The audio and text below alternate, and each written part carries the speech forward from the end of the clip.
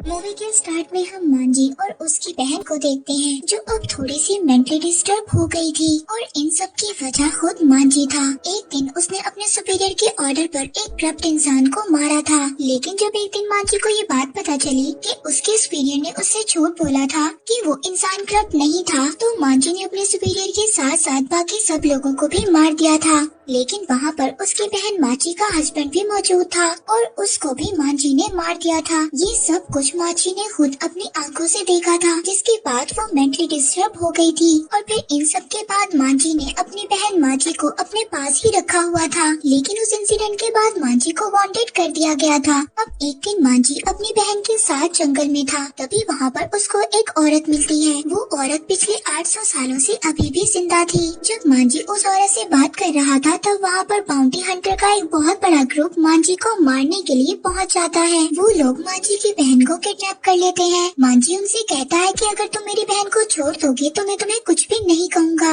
अब इस ग्रुप का लीडर मांझी से वेपन्स को नीचे रखने के लिए कहता है। मांझी उसकी बात मान लेता है। जब वो सभी वेपन्स को नीचे रख देता है, जैसे ही मांझी अपने भाई के पास जाने लगती है, इस ग्रुप का लीडर मांझी को मार देता है। अब ये सब देखने के बाद मांझी को बहुत ज्यादा गुस्सा आ जाता है। वो इस ग्रुप के सभी लोगों को एक एक कर मार देता है और इसी के दौरान मांझी की एक आंख बहुत बुरी तरह से इंजर्ड हो जाती है और साथ ही उसका फेस भी कट जाता है और मांझी का एक हाथ भी फाइट के दौरान कट गया था। और लास्ट में मांझी के सामने सिर्फ इस ग्रुप का लीडर ही बचता है। मांझी अब उस ग्रुप के लीडर को भी मार देता है, लेकिन अब वो भी बहुत ज्यादा इंजर्ड हो गया था। इसके बाद वहाँ पर वही औरत आती है जो 800 सालों से जिंदा थी। मांझी उस औरत को कहता है कि तुम मुझे मार दो, अब मेरी लाइफ की आखिरी वजह भी खत्म हो चुकी है। लेकिन वो औरत मांझी को मारने की बजाय उसकी बॉडी में ब्लड वॉर्म्स को प्लांट कर देती है। उसकी वजह से वो वॉर्म्स मांझी की बॉडी को हील कर देते हैं और अब मांझी का कटा हुआ हाथ भी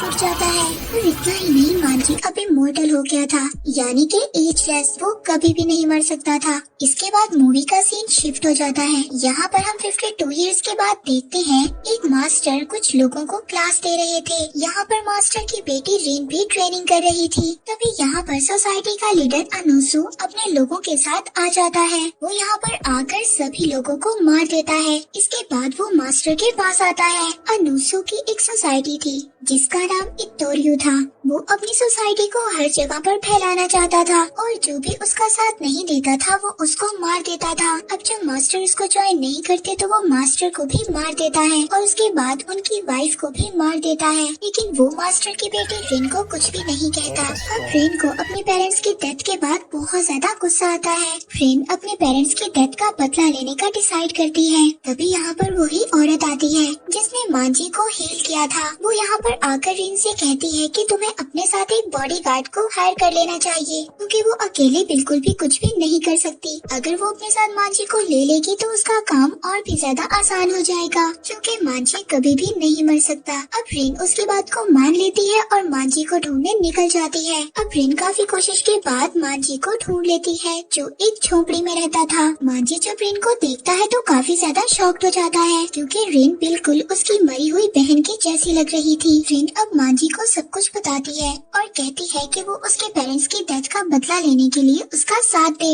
लेकिन मांझी उसको मना कर देता है। वो रिन से ये कहता है कि लोग उसको मर्डर समझेंगे। अब रिन मांझी की बात सुनकर जब यहाँ से जा रही होती है तो रास्ते में उसको एक आदमी नजर आता है जो एक तोरियो सोसाइटी का ही मेंबर था और उस आदमी ने अपने लेफ्ट शोल्डर पर रिन की मदर के सर को लगाया हुआ था। रिन उस आदमी को मारने के लिए उस पर अटैक करती है, लेकिन वो आदमी खुद को प्रोटेक्ट कर लेता है। तभी वहाँ पर मांझी भी आ जाता है। अब इस आदमी और मांझी के दरमियान बहुत ज्यादा फाइट होती है। ये आदमी मांझी को मारकर इंजर्ड कर देता है और बाद में रेन को मारने की कोशिश करता है। अब ये आदमी जब रेन को मारने ही वाला था तो मांझी उठकर पीछे से इस पर अटैक कर देता है और वो आदमी मर जाता है।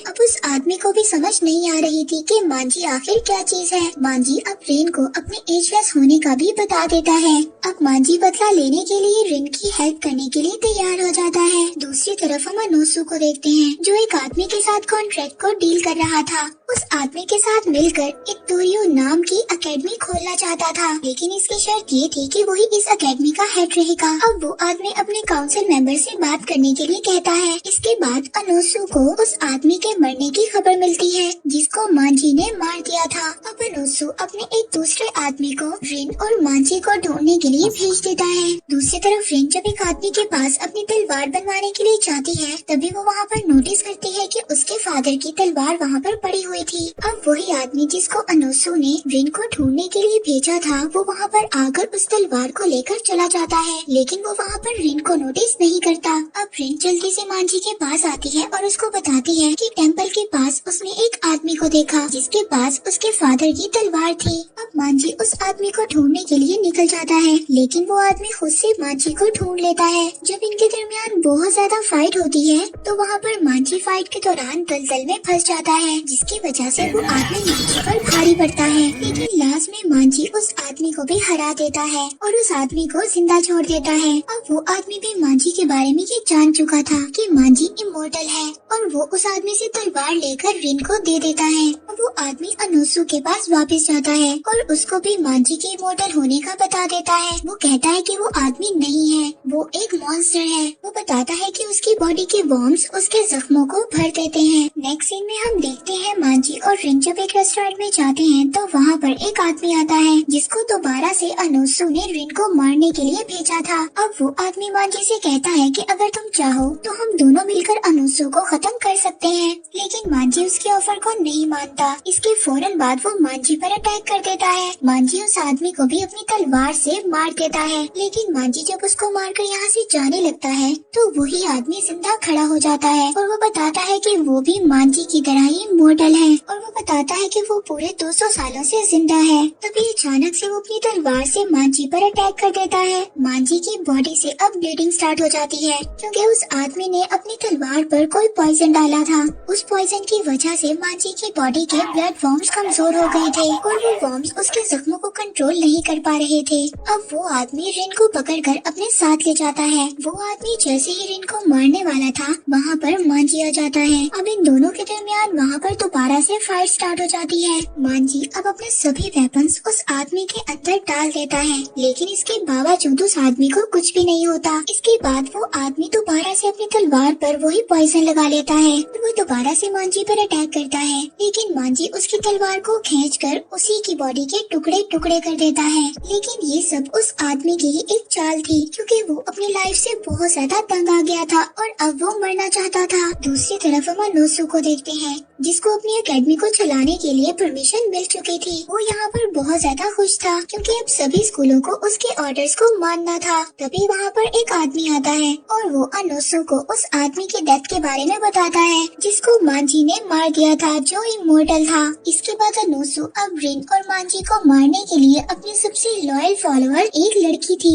उसको भेजता है। अब वो लड़की आते ही सार मांझी पर अटैक कर देती है, लेकिन मांझी अब वीक हो गया था क्योंकि उसके जख्म अभी पूरी तरह से भरे नहीं थे। वो लड़की मांझी को बहुत ज्यादा जख्मी कर देती है। वो लड़की अपनी तलवार से मांझी का हाथ भी काट देती है, लेकिन तभी उसे ये बात समझ आती है कि उसके पास ऐसी कोई वजह नहीं थी कि वो मांझी से फाइट कर रही थी। तभी यहाँ पर रिन तलवार लेकर उस लड़की के सामने आ जाती है और उसको कहती है कि मांझी मुझे प्रोटेक्ट कर रहा है और मैं इसको मरने नहीं दे सकती।